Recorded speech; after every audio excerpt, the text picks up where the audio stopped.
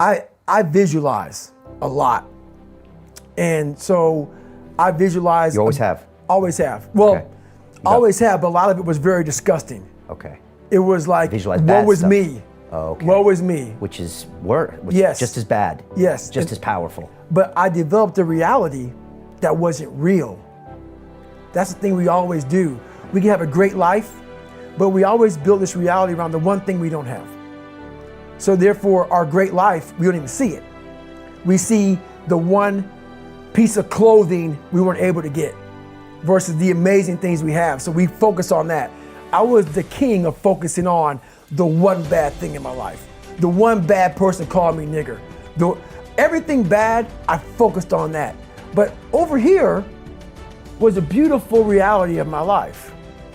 Even though I came from nothing, where I could have taken my mind for the possibilities of where I can go if I work harder.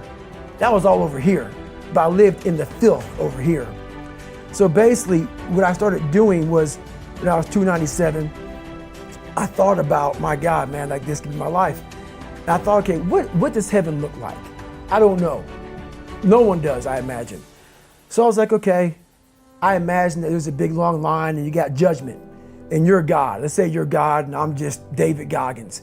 Big long line and you're talking to Jane Doe. Jane Doe goes by and behind you is a big whiteboard. And the whiteboard has like just a piece of paper and you pull it down, the next person in line is David Goggins.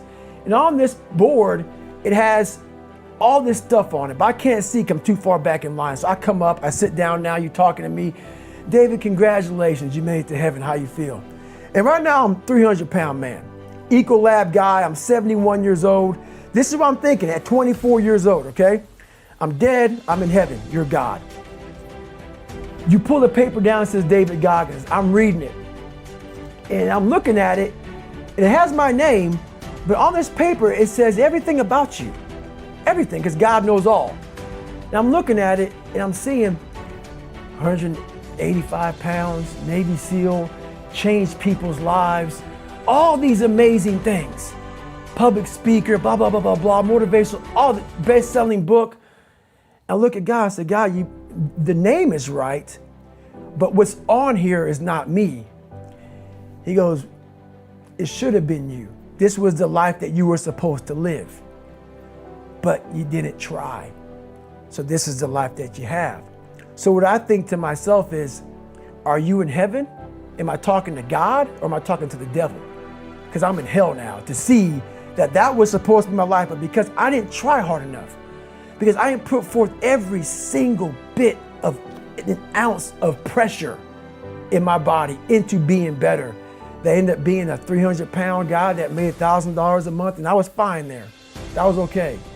So that's how my mind works. It works that way to see, where is this gonna take me?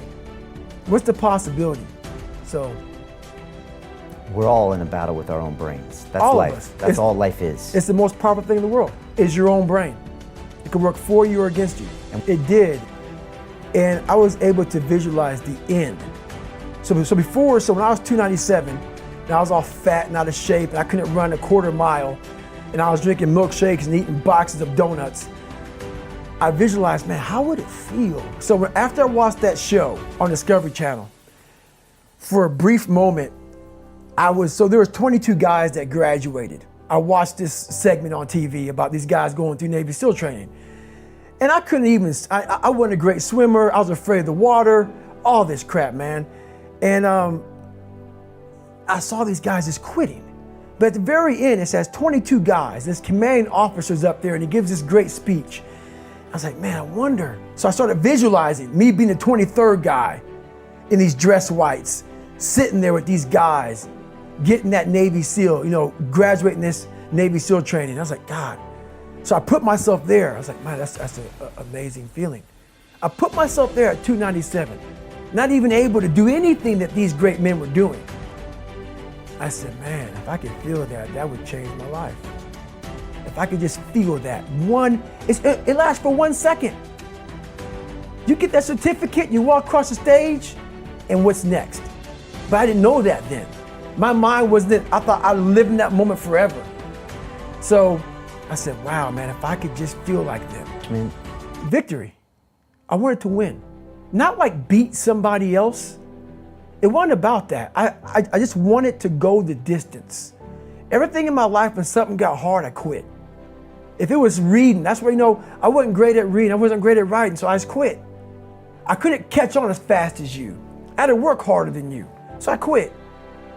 I wasn't great at things, so I quit. I'm not good at this.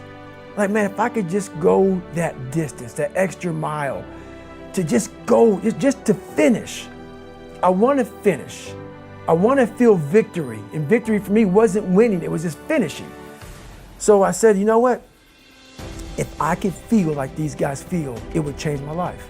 But what I realized, the best feeling I had was when I was by myself trying to lose this weight. I had to lose it in literally less than 3 months. 106 pounds in less than 3 months. And literally, I started feeling victory just by putting myself in the battle. It wasn't about going to Navy SEAL training. It wasn't about being the 23rd guy in that chair. I started realizing, man, just by going to war with myself every day and putting these challenges and these goals and these obstacles, these insurmountable obstacles. So it wasn't about losing 106 pounds. Me losing 5 pounds was an accomplishment. Me losing 10 pounds and then 50 pounds. And then the more I did this, the more I gained confidence. And then the more I gained confidence, the more I realized, fuck these Navy SEALs, man. These guys can't do what I'm doing right now. I had no coach, had no trainer, had no money. I didn't know how to lose weight. I had no knowledge of what I was doing. I was just working. I was just sacrificing. And then through that, all these different tools started coming up. But I would have never found these tools if I didn't put myself in a very uncomfortable place. We all look for toughness. We all want it, but we look for it in a comfortable environment. You will not find toughness in a comfortable environment. Those of you who are listening to this, whoever hear this, you will not find it. I was trying to look for it everywhere. The only way you find it is to drown yourself in a position where you're just out of sorts, where you can't swim and you're drowning. Where you're drowning. You're drowning in life. But you say, you know what, man? Fuck that. I'm gonna figure out how to fucking backstroke or fucking something. I'm gonna figure out how to, and then through figuring out all these tools, your mind starts to, when you quit, your mind does this. Because you're out. Once you say, I'm not gonna quit, this is the 40%. When you quit, your mind says, we're done. So it doesn't expand. There's no expansion when you quit.